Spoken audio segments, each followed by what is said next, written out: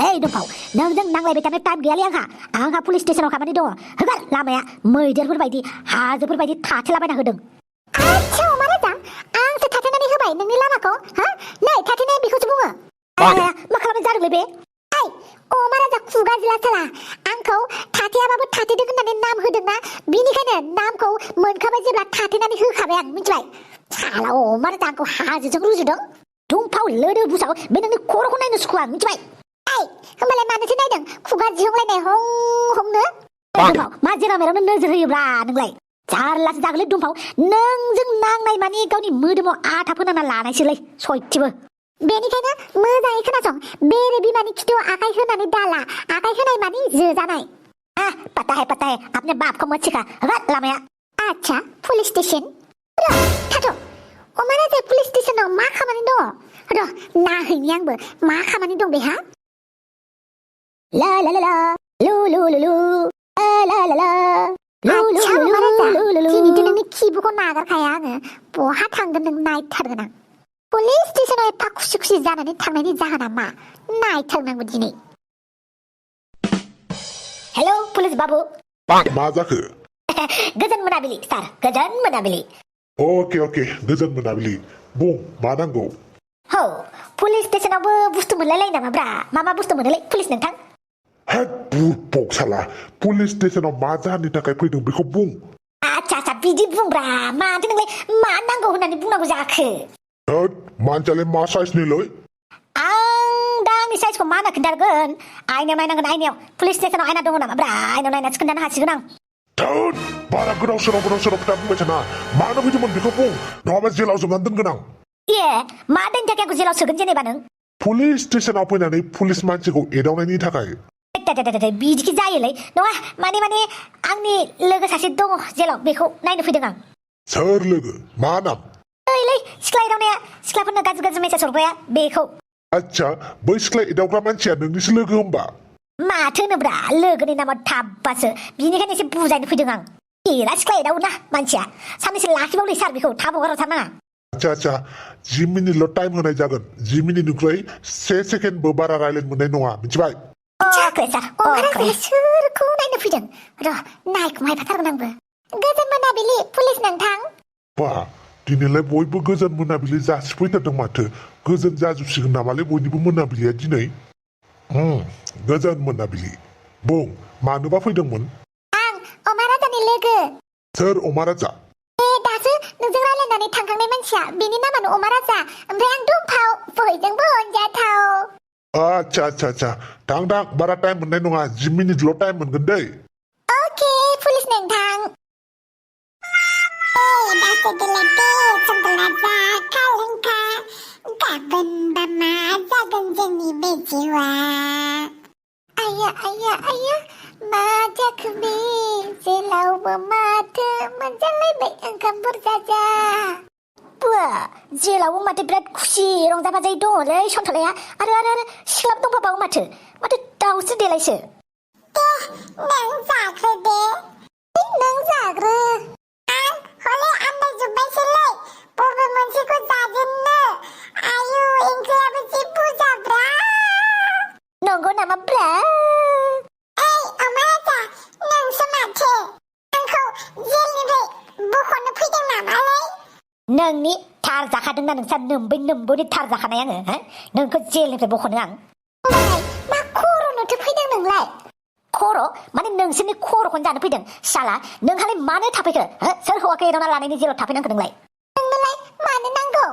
साला आखलानो मोजां नंखाया बेनिखायनो जेलाव थाफैनांबाय बेहाबोथ' सन्थला खाफाल जिलाया सिख्ला एदावना लानानै जेलाव थाफैनांदों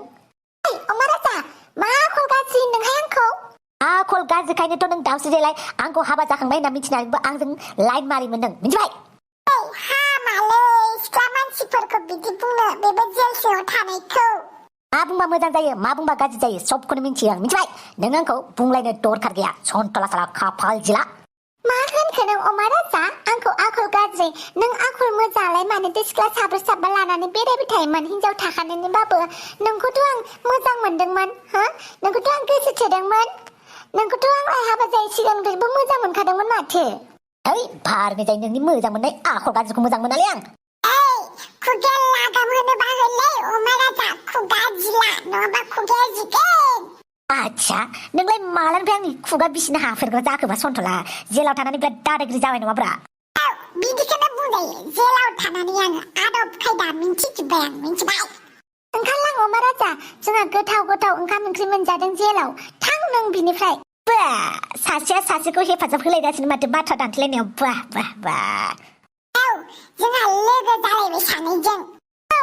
जोंहा लोगो जाबायथ' आरो नोंसोरखौ बेलेग जेलाव थिनहरगोन आं जेराव एकदम गोसोम मोखां नुलाय गन्थं नुलाय बिदि जेलावसो थिनहरगोन आं गोसोखौ मिथिबाय आयौ हाबाब सन्थला नों जेलावसो दङ दुम्पाव बयजोंबो अनजाथाव दुम्पावलै बेसेबां खुसि आं नोंखौ नुनानै दुम्पाव बाला हामायाव अखा हानाय बायदि मोनबाय आं रानसावनाय बिफाङाव गोदान बिलाइ खिलिनाय बायदि मोनलायबाय आं अके नोंलाय बोरै जेलाव थाफैखो सन्थला बोरै जाखो बेफोरबायदि माबालै गावखौलायनो आं एदावदोंनो खाथिंखौ गाज्रि मेसेज हरदोंलायनो आंहा मबाइलखौनो फाथा गैया बहा दं बहा मा जुमाय फेनानै है आखलानो जाखाया बे नामाथाय मालाबा सैमा बाग्रानि आखल लागोन जौ फेबाथाय मालाबा मोख्रा बुन्दानि आखल लागोन मालाबा गाज्रिनि मानबायग्रा मानलाग्रा मालाबा साम'नि है आखलानो गाज्रिखा मोनदोंबोलै बोरैबा जेलाव थाबासो सुद्रायगोन बियो थेवबो नोंनिफ्राय खम मिथिबाय है दुम्पाव नोंखौ एदावाखै नालाय बिनिखायनो जेबो फाथा मोना नोङो सन्थला खोन्थालाय बोरै जाखो माबालै जुमाय लोंदोंमोन आं मैया बुमब्रजों आंजों इनिफ्राय बुमब्र बहा गोमाखान ताल गैयालै इनिफ्राय अमा राजाखौसो फैनाय बायदि मोनदोंमोन आं आंजों ओइ नोंखौ लोगो मोनाखैलै आङो गैया नों आंजों नोंखौ आङो जौ दौनाय बायदि मोनथारदोंलै आं नोंनो खामोनलै आच्छा दासो बुजिबाय आं अमा राजाया गावनो मेसेज खालामहरखादों बे सन्थलानि मबाइलनिफ्राय बे खामानिखौ नोंसो मावनो हायो सन्थलालाय माला सिख्ला एदावग्राखाय हा ए दुम्पाव नों सन्थलानि उकिल नामा नों सन्थलानि जानानै खोथा बुंनो आरो मिथिगौना नों दुम्पाव बमरुमाया नोंनो होफैनाय अमाखौ खावनाय सोरमोन सन्थला मिथिबाय सन्थला आं गासिखौबो मिथियो सन्थलाजों लोगोसे सोर दंमोन गासिखौबो मिथिबाय ओइ अमा राजा खोनासं आंनि लोगोआनो जा बा आंनि सुथुरानो जा जाय मानसिया नंखाय खोथायाव गाब्रदों आं बे मानसिखौ हाखरनिफ्राय बोखाङो मिथिबाय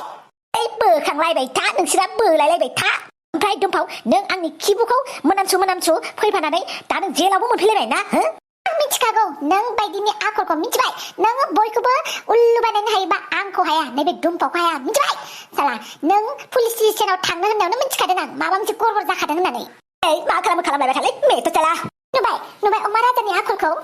ओइ दुम्पाव जेलनिफ्राय दिहुनना लांदोलै अननानै आं खिनो हासुनो बिराद दिगदार मोनदोंलै सिख्ला मानसि थानो बोरै खिनांगौ जाखो ओइ दुम्पाव बयजोंबो अनजाथाव आंखौबो जेलनिफ्राय दिहुननानै लांनो हागोन ना औ दुम्पाव दाउस्रि देलायखौबो दिहुननानै लांनो हागोन ना आं मा खालामनो हायो नायनि नोंसोरो दसे सम जेलावनो थाथ' दे आं ट्राइ खालामनि दे जेसेबां हायो थाबनो दाउस्रि देलाय ना मा देलाय होनो बेहालाय बोरै जेलाव थाफैखो दखना खावदोंमोन आं हा दखना खावनायनि जेलाव थाफैनांदों औ नाथाय आं एबारनिफ्राय खावला दे जागोन आं माबा मोनसे खालामगोन दे थाथ' आं माबा मोनसे राहा लामा नागिरनानै फैनोसै जागोन दे नों सिन्था खालामनाङा दे जोंहा दुम्पावा जोंखौ जेलनिफ्राय दिहुनसिगोन दे फै जोंहा ओंखाम जानोसै रावखौबो फन हरबाबो मोनला हाफाङाबो फन थिखांला इनिफ्राय सोमसेयाबो फन थिखाङाखै इनिफ्राय बुमब्रआबो नारजिदाबो मा जाजोबो बिसोरलाय जेरैखि जायाबाबो सन्थलाखौ जेलनिफ्राय बख'थारनांगौ नङाबा जानाय नङा बिसोरा अन्थाबाथावनो आच्छा बे खामानिखौ सोर मावथावगौ पाक्का बे अमा राजायानो जामारगोन अमा राजा र' नों बिराद गोदाव सोराव खालामजोब्बाय ना हो मानसिफोरखौ र' एबार नोंखौ गारा आङो गोजोन मोनाबिलि पुलिस बाबु गोजोन मोनाबिलि पुलिस बाबु अन्नानै आंनि लोगोखौ हेगारदो ना बेसेरा खेबसेल'सो बेबायदि जाफ्लांदों खेबसे बिदि जाफ्लांदों होननानै हगार जायो नामा बिदि हगारदावबानोथ' आरो गबाय थायो होननानै बे मावनाय दायखौनो मावबाय थागोन मिथिबाय पुलिस बाबु एबारनिफ्राय बेबायदि जानाय नंला आरो बेबायदि जाखायाखैमोनबो दस्रा बेलेगासो बिखौ जौ फेनाय नुनानै बिनिफ्राय मबाइलखौ लानानै बेबायदि मेसेज लिरनानै हरदों आच्छा बेनिफ्राय बै दख'ना सिखावखौलाय मा खालामनांगौ पुलिस सार बुहुमाव गिदिर गिदिर रबरि जायो गिदिर गिदिर डाकेट थायो गिदिर गिदिर सिखाव थायो बिसोरखौबा हमा बे फिसा फिसा दख'ना आन्था खावनायखौनो हमनांगौ आरो जेरै खायसे एटिएम मेसिनखौनो खावनानै लाङो खायसे बेंक एफा गिदिर बेंक सिकिउरिटि टाइपफोरनि बेंकफोरखौनो लुथिनानै थाङो सना रुपा खावनानै लाङो बिसोर सिखावखौथ' हमनोनो हाया मालाय बिसोर सिखावफोरा बिन्दास लाइफ स्टाइलबावसो बिसोरनासो मालाय रावबो हमबावा जोंफोरा फिसा एफा एनै माबा दख'ना खावनाय मेथाइ खावनायफोरखौनो जेलाव सोबालाय बोरै जागोन दे पुलिस बाबु जाबाय आं बुजिबाय दे नोंनि खोथाखौ मानिनानै आं हगारनोसै सानैखौबो नेक्स्ट टाइम बेफोरबायदि जाबावबा आं निमाहा होला मिथिबाय जागोन दे थेंक इउ पुलिस बाबु रोजा रोजा साबायखर बावनाय थाबाय रोजा रोजा गोजोननाय थाबाय रोजा रोजा अननाय सिबिनाय खुलुमनाय गासिबो जासिबाय दे आच्छा जागोन बाप माबायदि मानसिफोरलै बिसोरलाय सासेनिख्रुइ बारा सासेया आयौ